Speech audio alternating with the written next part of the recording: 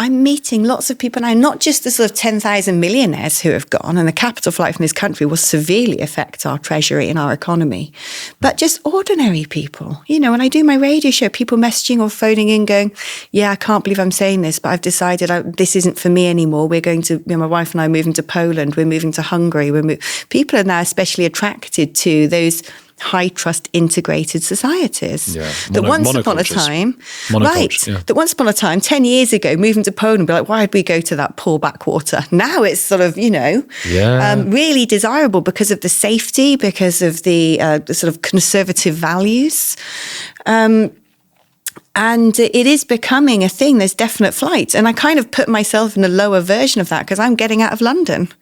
I know you're doing the opposite and I don't know why. I'm like, are you mad? Yeah. Don't tell people where I'm going. They'll come and get me. Coming from the West Country back here, and I'm going from here to the West Country because I know what the next 10 years has in store. That's true. But my family's from around here. So that's it. And there is it's possible if it weren't for my job and if it weren't for my family, maybe I would be having that conversation with my wife. And then you do get the ethno-nationalists going, you see, because you're a Jew, you want to, you're not part of here. You don't want to stay and defend it.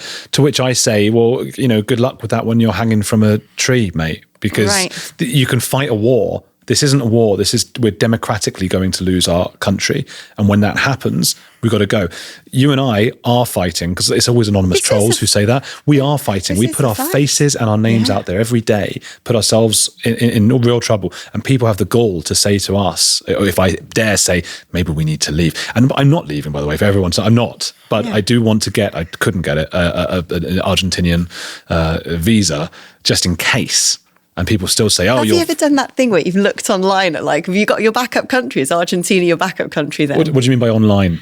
Sort of so online when you look at a country and go okay, what's the tax? Oh. What's the Muslim population? Yes. What's the... No, genuinely, how can I get a visa? Have you done the backup regarding country? That reminds me of real estate at the moment. Somebody told me the other day that is sort of a best kept secret within real estate in the United Kingdom, and estate agents speak about it.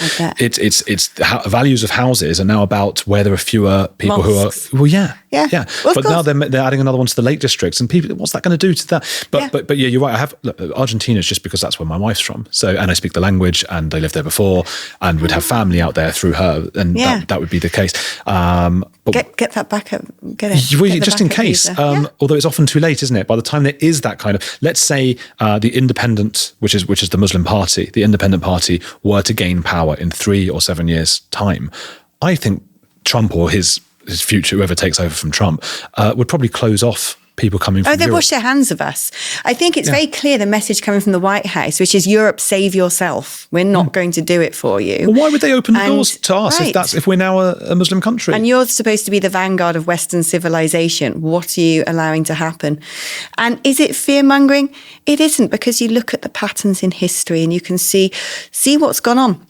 We've been through this before as Europe. We've had the Crusades, we've had the Spanish Inquisition. No one wants something to be as radical or as extreme as that.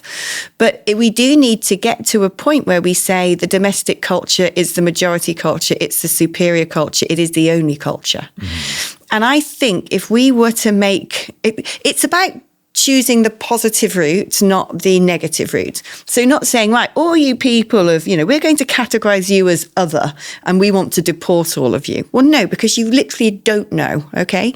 You might have a Muslim woman, full hijab, who is the most gorgeous neighbor you could ever have, who has the picture of the king on a wall and came to Britain because she wanted her kids to have an English education and all the rest of it. The easiest way of doing it is suddenly going, okay, government funding all goes to churches and protecting church buildings and keeping them open as churches. There's not going to be any more government funding towards mosques, because at the moment the opposite's happened. Yeah, well, that's the tax insane. Relief on churches has been taken away, and mosques have got, I think, quadruple the funding to protect them. Oh gosh. So we need to say, right, churches aren't allowed to be converted into X, Y, and Z. We're going to keep churches open as churches, even if the congregations are tiny, and actually push to get those congregations bigger.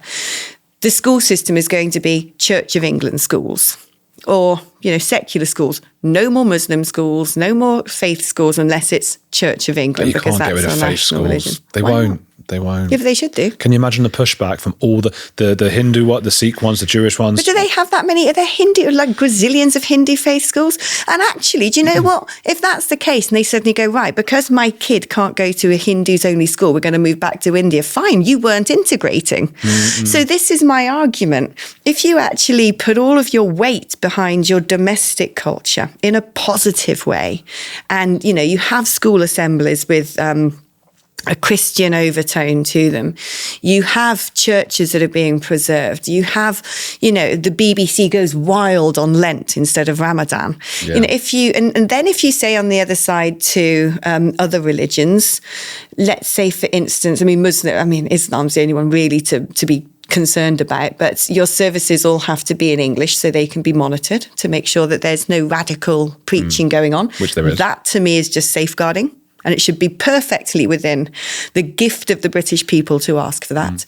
If you then say women shouldn't be covered because it's an overt religious symbol that is contradictory to our native culture, so definitely no niqab, definitely no burqas. If you then said, right, there's no translation services at all.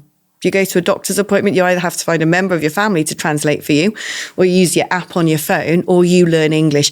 If you started taking away all of these special privileges that they've got, while amplifying positively your domestic culture, you're not actively pushing people onto planes to go. The people who will depart will be the people who don't want to integrate. Gosh, and fewer would come because they wouldn't see it as because they wouldn't see it as, And I think that's fine. If all of a sudden there's a Bangladeshi family who only the son speaks English and the woman's dressed like a ghost, and you know what though? It's all well and good until you might go don't live here anymore. When you see it in real life, and you see this sort of old Bangladeshi grandma who's a sweet old lady, and she's going to the doctor because she's got, and no one's talking to her, and all this funny English language, and that's really sad. It is. And, you know, but the thing is, things might be sad, but it's not realistic in life. If I were to move to Cambodia or something, could I rub along without speaking with actually probably English? You can rub along quite nicely in most parts of the world. Where I lived in France, nobody spoke English. I lived in Montpellier for a couple of years in Bordeaux. It's lovely down there. They speak Catalan as well, don't they? Not in Montpellier, but a few hours west of that. Because I stayed last summer for 6 weeks just near Montpellier. It's gorgeous. The Corbière region, Aude. Yes, it was all so lovely around there. And then nice. Bordeaux, I lived for a little bit as well. I was like 20, 21. I had to learn French. It was the only way. If I went to the doctor, no one speaks English. When I was in Lanzarote during COVID, I went there for a week, and then good old Grant Shapps got rid of the travel bridge. Do you remember when he used to do that thing? So like 3 a.m. midnight, the border's closed, and everyone would scramble to get on a flight. I didn't. And I ended up spending 3.5 months in Lanzarote, and I'd done my knee in. I'd fallen over and cracked open my knee in a big way. And I had to go into hospital basically every couple of days to have it swilled out because the wound had to heal naturally. I'd left it too long before going for stitches. So I got used very much to TIAS Hospital in Lanzarote, where I was going initially about 5 days a week, then 4 days a week, then 3 days a week.